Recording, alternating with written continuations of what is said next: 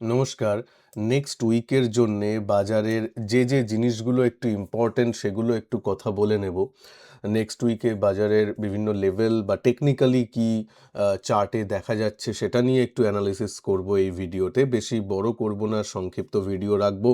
একটু পুরোটা মন দিয়ে ধৈর্য ধরে দেখবেন। আমি একটু দেরি করেই রবিবার রাতের দিকে রিলিজ করছি। হয়তো আপনারা সোমবার দেখছেন এই ভিডিওটা।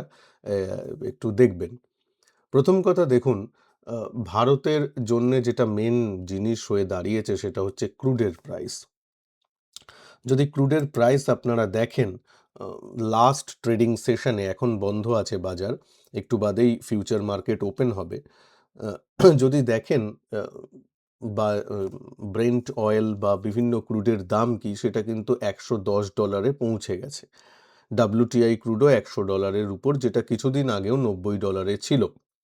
এবং আপনারা জানেন এখন আপাতত এই চ্যানেলের দৌলতে বুঝে গেছেন তেলেরও দাম যে একই ধরনের হয় তা নয়। ফিউচারের দাম এক হয়, স্পট প্রাইস সাধারণত ফিউচার প্রাইসের থেকে বেশি হয় এক্সেট্রা। এখানে দেখতে পাচ্ছেন ওপেক বাস্কেটের যে অয়েলের প্রাইস আছে সেটা কিন্তু $115 হয়েছে। ওপেক বাস্কেট $115, বুঝতে পারছেন? এবার স্পট প্রাইস যদি দেখেন বা ব্রেন্ট ক্রুডকে এখন 110 এ চলছে, $109। স্পট প্রাইস নিশ্চয়ই এর থেকেও বেশি। সুতরাং ভারতের পক্ষে এটা কিন্তু চ্যালেঞ্জিং। আবারও বলছি, এনার্জি ক্রাইসিস যতই দেখুন আমাদের প্রাইম মিনিস্টার আহ্বান জানিয়েছেন যে একটু ঘরে থাকার চেষ্টা করুন, এই করুন, কিন্তু ভারতের মতো বড় দেশে এই জিনিসগুলো করা খুব চ্যালেঞ্জের। ঠিক আছে? এটা তো আর কোভিড নয়। তো সেই জিনিসগুলো হবে না এবং খুব যে তাতে আ এনার্জির সংকুলান হবে বা ভারতের কারেন্ট অ্যাকাউন্ট ডেফিসিট খুব কমে যাবে সেই ব্যাপারটা নয়। কিন্তু বোঝা যাচ্ছে, এটা আমি আপনি সবাই বুঝতে পারছেন যে আমাদের পকেটে টানও পড়ছে। এই পকেটের টান থেকেই বিভিন্ন কোম্পানির উপর প্রভাবগুলো পড়ে, যেটা আল্টিমেটলি শেয়ার বাজারে পড়ে। একটা উদাহরণ দিচ্ছি, ধরুন আপনি পাড়ার যে দোকানটা থেকে এগরোল খান, এগরোল খেতে গেলেন, সেখানে হঠাৎ করে দাম জিজ্ঞেস করলেন, দেখলেন যে ৳৫ বাড়িয়ে দিয়েছে সে। হয়তো বলতে পারেন যে, "এ কি আগের উইকে তো ৳৫ কম ছিল, ৳৫ বাড়লো কেন?" সে বলল, "আরে দাদা, জানেন তো গ্যাসের যা দাম বেড়েছে বা যা চলছে, ৳৫ তো বাড়াতে বাধ্য হলাম।" আপনি কিন্তু তার সাথে তর্ক করতে পারবেন না। আপনি চুপচাপ সেটা মেনে নেবেন। কারণ আপনিও জানেন যে হ্যাঁ, কি করবে? তেলের দাম $50 থেকে $110, প্রায় ডবল হয়েছে। সুতরাং সে ৳৫ বাড়িয়েছে, এটা তো স্বাভাবিক। আপনি কিন্তু তাকে কোনো রকম চ্যালেঞ্জ করতে পারবেন না বা কোনো রকম তার সাথে তর্কও করবেন না। এই ব্যাপারটাই হয়। এতে কি হবে? এতে আপনার মানে ইনফ্লেশনটা বাড়ছে এবং তারপর এবং বিভিন্ন জায়গায় দুধের দামও বেড়েছে আশা করি। আমি বিভিন্ন খবরের মাধ্যমেই শুনছি, আপনারাও জানেন। প্লিজ ভিডিওর নিচে একটু কমেন্ট বক্সে লিখবেন যে নিত্য নৈমিত্তিক জিনিসের দাম বেড়েছে কিনা আপনাদের এরিয়াতে। এবার কি হবে তাতে? আ এই যে আপনার মায়না তো সেই অর্থে বাড়ছে না। আপনি তো বসকে গিয়ে বলতে পারছেন না যে, "এ তো সবের দাম বাড়িয়েছে, আমার মায়নাটা বাড়ান।" বস আবার অন্য কাঁদুনি গাইবে যে, দেখো ভাই, কোম্পানির বিজনেস তো ভালো চলছে না এইসবের জন্যে। ক ক কোম্পানির বরং কস্ট কাটিং এর দিকে যেতে হচ্ছে। যেহেতু energy cost high, inflation high, তার জন্যে। তখন আপনি কি বলবেন? সুতরাং এতে করে কি হয়? একটা স্ট্যাগফ্লেশন এর ব্যাপার আসে, এই ওয়ার্ডটা আসে।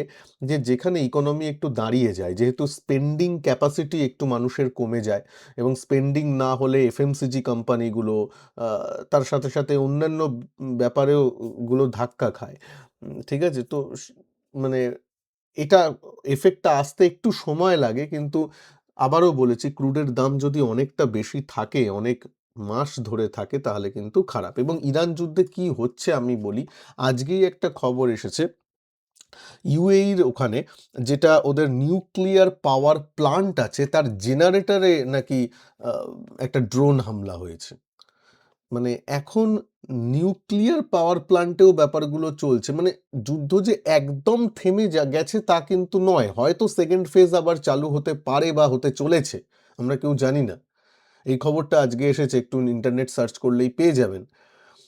এই জিনিসগুলো কিন্তু একটু কনসার্নিং। প্লাস যেটা ভেবেছিল সবাই যে চায়নার ভিজিটে যে ইউএস চায়না মিট হচ্ছে তাতে কিছু একটা উঠে আসবে, তাতে কিছু একটা বেরিয়ে আসবে। তাতে কিন্তু একদমই কিছু হয়নি। বরং ট্রাম্প একদম ব্যাকফুটে চলে গেছে। চায়না যে কত পাওয়ারফুল সেটা বোঝা গেছে। মানে ট্রাম্প ট্যাঁফুই করতে পারেনি। এখন ট্রাম্প নিজের দেশে এসে তার নিউজ মিডিয়াকে, তার কিছু পোষ্য নিউজ মিডিয়া আছে যেমন ফক্স মিডিয়া এক্সেট্রা, তাদের কাছে বলছে হ্যাঁ, হ্যাঁ, আমি চায়নায় তো এই কথা বলেছি, ওই কথা বলেছি, অনেক বড়, বড় কথা বলছে। কিন্তু চায়নায় যখন বসে প্রেস মিটিং করছিল, বলছিল, তখন কিন্তু একদম চুপ। তখন কোনো অ্যান্সার দিতে পারেনি। যেহেতু শি জিনপিং পাশে বসেছিল।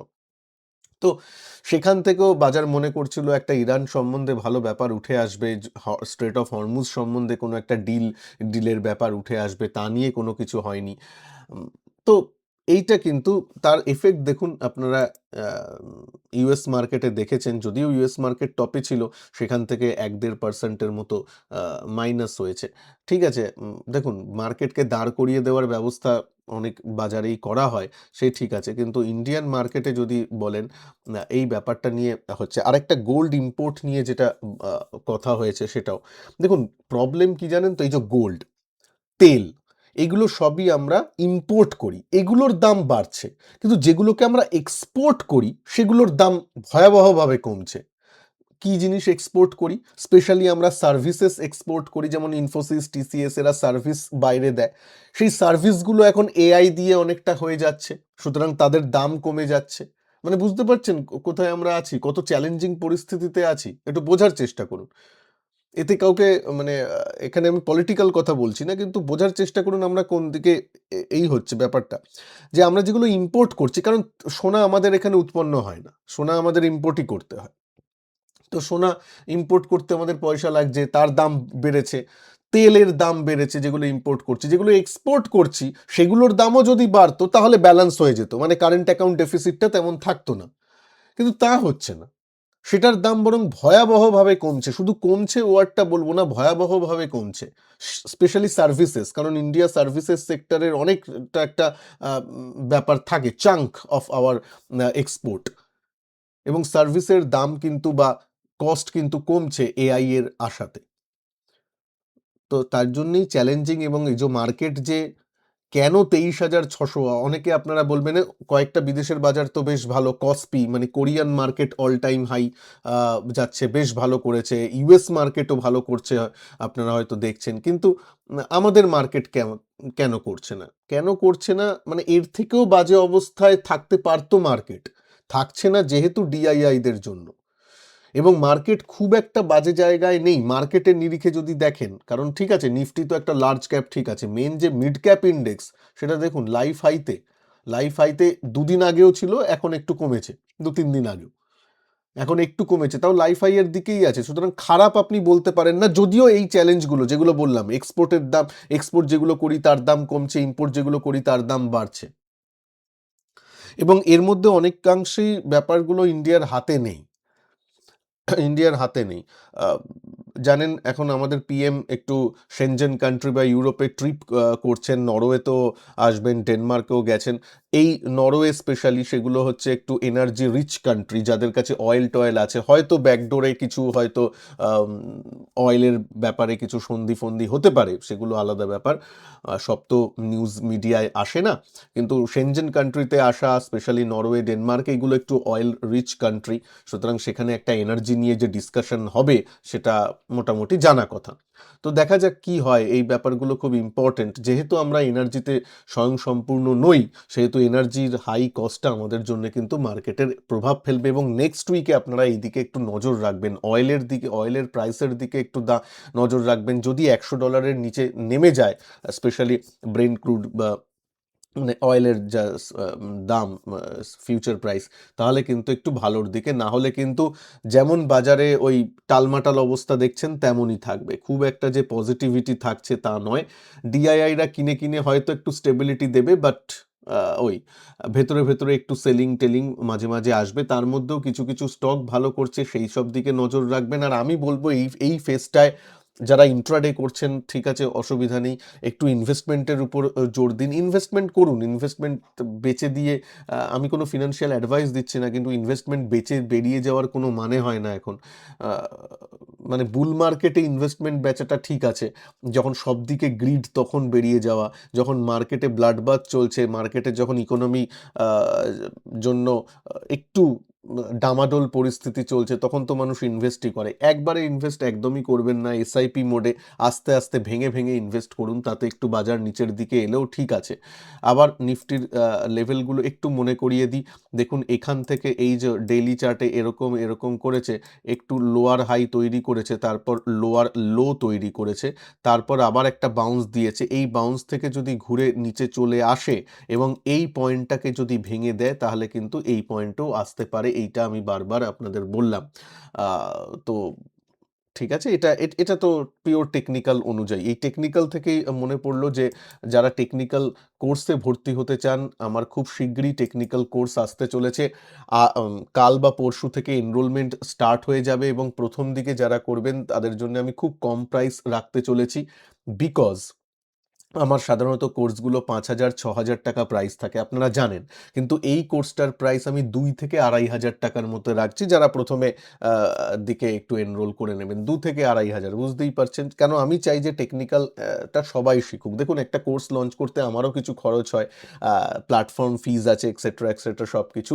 তার মধ্যেও যতটা ন্যূনতম করা যায় আমি ২ থেকে ২,৫০০ টাকা মাত্র ফিজ রাখতে চলেছি।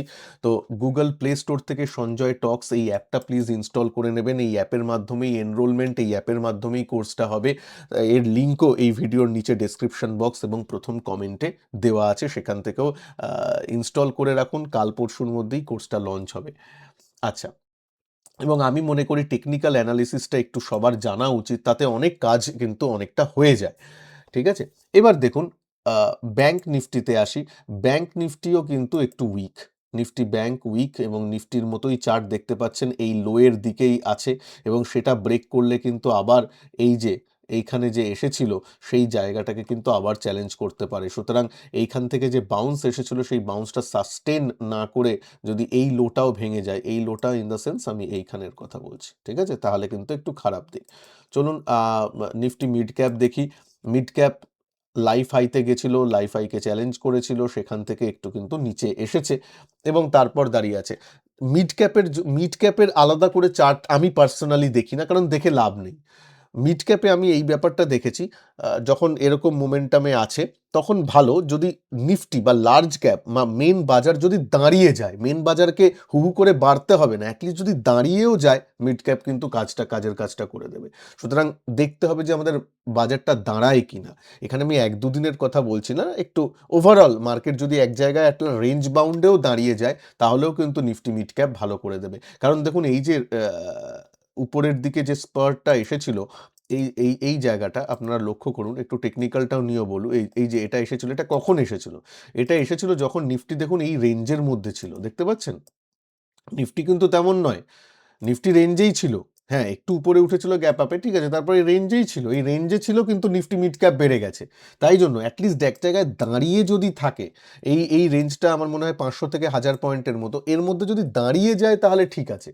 যদি না দাঁড়ায় তাহলে তো একটু মুশকিল আছে, সেই দিকে একটু নজর রাখবেন। ওকে? ইন্ডিয়া ভিক্স নিয়ে আমি একটু সাধারণত বলি না, কিন্তু একটু বলার দরকার। ইন্ডিয়া ভিক্স ১৮ একটু উঁচুর দিকে, যদি ১৪-১৫ চলে আসে খুব ভালো। কিন্তু তাও ২০-র নিচে থাকলে ইটস ওকে। কিন্তু আমি দেখেছি ১৪-১৫ এলে মোটামুটি ঠিক হয়ে যায় মার্কেট। কিন্তু ১৮-১৮ একটু ভোলাটিলিটি এক্সপেক্ট করতে পারেন। ওকে? আইটি নিয়ে আপনাদের অনেক প্রশ্ন আসবে, কিন্তু আমি ইউটিউব লাইভও করেছিলাম, সেখানেও বলেছি আইটি সেক্টর এখন ডাউন ট্রেন্ডে আছে। এটা তো মেনে নিতে হবে। এটা দেখুন ট্রেন্ডই নিচের দিকে বলছে। ক্লাস 5-6 এর একটা ছেলে বা মেয়ে আপনার ঘরে যদি থাকে, তাকে জিজ্ঞেস করবেন যে এখানে দেখলে কেমন লাগছে, সে নিজেও বলবে যে এটা তো নিচের দিকে যাচ্ছে বলে মনে হচ্ছে। সুতরাং এইভাবেই ট্রেন্ড দেখার জন্য যে খুব সফিস্টিকেটেড সফটওয়্যার দরকার হয় তা নয়। ট্রেন্ড এখান থেকেই চোখের দেখাতেই বোঝা যায়, তাই না? দেখুন না, এই ট্রেন্ডটা নিজেই দেখতে পাচ্ছেন নিচের দিকে, আর মিড ক্যাপের ট্রেন্ডটা দেখলে আপাতত এই দিকে দেখতে পাচ্ছেন উপরে, আর একটু লঙ্গার টাইম ফ্রেমে আপাতত একটু রেঞ্জ বাউন্ড আছে, লাইফ হাইতে ক্রস করার দিকে যাচ্ছে, হাইয়ার দিকে কনসলিডেট করছে, ব্যাস। চোখের দেখাতেই কোনো ইন্ডিকেটর ছাড়াও বোঝা যায় ব্যাপারটা, তাই না? ওকে, যদি পিএসইউ সেক্টর দেখি, পিএসইউ সেক্টরও কিন্তু বেশ অনেকটা বেড়েছিল যখন নিফটি দাঁড়িয়ে গেছিল, তারপর আবার এই জায়গায় একটু কনসলিডেট করছে। আবার বলছি, নিফটি দাঁড়িয়ে গেলে পিএসইউটাও কাজ করবে, কিন্তু একটা পিএসইউতে আমি আপনাদের বলে দিই, আমি লাইভেও বলেছিলাম, সরকারের যখন আমার আপনার ভাড়ারে টান পড়ে, ঘর চালাচ্ছেন তো, আপনারাও ঘর চালাচ্ছেন, যখন একটু ঘরে টাকার একটু অভাব হয় তখন কি করেন? একটু অ্যাসেট আমরা বিক্রি করার প্ল্যান করি। এখন করতে হয় মাঝে, মাঝে অ্যাসেট বিক্রি করি যাতে একটু সামাল দেওয়া যায়। যেমন সরকারের অ্যাসেট হলো বিভিন্ন পিএসইউ কোম্পানিজ, যেখানে সরকারের অনেকটা স্টেক আছে, সেখানে হয়তো স্টেক সেল বা ওএফএস এর ব্যাপারগুলো কিন্তু হতে পারে।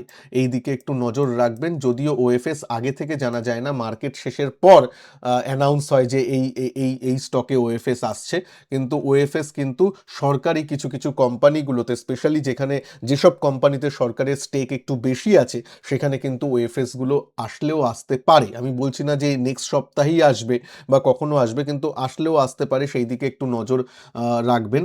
সরকারের কারেন্ট অ্যাকাউন্ট ডেফিসিট মেকআপ করার কিন্তু একটা এই আছে। যদিও এই ফিনান্সিয়াল ইয়ারটা সবে স্টার্ট হয়েছে, সুতরাং মানে সেটা একটা বাঁচোয়া। একটু ফিনান্সিয়াল ইয়ারের শেষের দিকে এগুলো একটু বেশি হয়, কিন্তু তাও আমি কারেন্ট অ্যাকাউন্ট ডেফিসিট যেহেতু একটু বাড়ছে, সেহেতু আমি বলছি একটু পিএসইউ সেক্টর হলে এই ওএফএস এর খাড়া কিন্তু একটু ঝুলে থাকবে। FMCG sector as a sector দেখুন তেমন কিছু করছে না, নিচে এসে একটু বাউন্স দিয়েছিল 1-2 উইক, তারপর আবার কিন্তু এখন কনসলিডেশন ফেজেই আছে। ওকে, ফার্মা সেক্টর কিন্তু বেশ ভালো করছে এবং বেশ ভালো করেওছে। এবার উপরে দেখুন, দেখুন বেশ ভালো ইন দ্য সেন্স এখান থেকে তো এতটা মুভ করেছে, প্রায় নিচ থেকে, এখানের নিচ থেকে যদি ধরি প্রায় 15%, 15% প্রায় 1 মাসের মধ্যে বা 1.5 মাসের মধ্যে ও একটা ইন্ডেক্স রিটার্ন দিয়েছে। তারপরেও এবার ধরুন আপনি 15% এ নিলেন, নিয়ে আবার আশা করবেন নেক্সট মাসেও 15% যাবে। সেই আশাটা মনে হয় একটু অমূলক হয়ে যাচ্ছে, তাই না? মানে ব্যাপারটা বুঝতে পারছেন? ভালো, সেক্টরটা ভালো, কিন্তু একদম টপে ব্যাপার তো না। এখানে হয়তো একটু কনসলিডেট করবে, তারপর আবার হয়তো বাড়বে। মানে কোনো তাতে আমাদের অবাক হওয়ার কিছু নেই বা অবাক উম মানে তাকে কমপ্লেন করারও কোনো জায়গা নেই। মোটামুটি ভালো করছে। তাই জন্য ফার্মা সেক্টরের বিভিন্ন স্টকগুলোও দেখবেন ভালো করছে। যদিও উপর থেকে এই একটা বিয়ারিশ একটু ক্যান্ডেল তৈরি হয়েছে। কিন্তু ঠিক আছে, অনেকটু পরে একটু প্রফিট বুকিং আসলেও আসতে পারে। নাথিং মানে নাথিং আ আনএক্সপেক্টেড। বাট সুতরাং ফার্মা সেক্টরের স্টক এবং ফার্মা আমি বলব না, একটু হেলথ কেয়ার সেক্টরকেও দেখবেন, তার মধ্যে বিভিন্ন হসপিটাল স্টকগুলোও আসে। সেইগুলোর দিকে একটু মাঝে, মাঝে নজর রাখবেন। একটু ডিপস একটু পেলে সেই জিনিসগুলোর দিকে একটু নজর রাখবেন। টেকনিক্যাল মেনে কাজ করবেন, স্টপ লস ছাড়া কিন্তু কাজ করবেন না। আমি আবার বলছি, যেকোনো স্টকে বা যেকোনো সেক্টর, ইটিএফ যাই আপনি ট্রেড করুন না কেন, স্টপ লস ছাড়া এই মার্কেটে যদি কাজ করেন তাহলে কিন্তু ফাঁসবেন, ফাঁসবেন। আর তারপর কিন্তু নিজেকে কমপ্লেন করার জায়গা নেই, বা ফেঁসে গেছি এই কথাটা বলবেন না। নিজেই ফেঁসেছেন, সুতরাং কিছু করার নেই। স্টপ লস ছাড়া ট্রেড করবেন না। সিএনএক্স অটো মানে সাইডওয়েজ টু ডাউন ট্রেন্ড ঠিক বলবো না, কনসলিডেশন সাইডওয়েজ আছে, তেমন কিছু অত্যাধুনিক মানে ব্যাপার নয়। ডিফেন্স সেক্টর এই মিড ক্যাপ যেমন হাই করেছিল, তেমন ডিফেন্স সেক্টরও হাই করেছে, তারপর একটু কনসলিডেট করছে। অবভিয়াসলি এই দিকে একটু নজর রাখবেন, ঠিক আছে? জাস্ট গোল্ড সিলভার নিয়ে চট করে বলে নিই। দেখুন, গোল্ড তো এখানে একবার হাই করেছিল, তারপর আবার সেটাকে নিতে গেছিল, কিন্তু হাইয়ার হাই করেনি।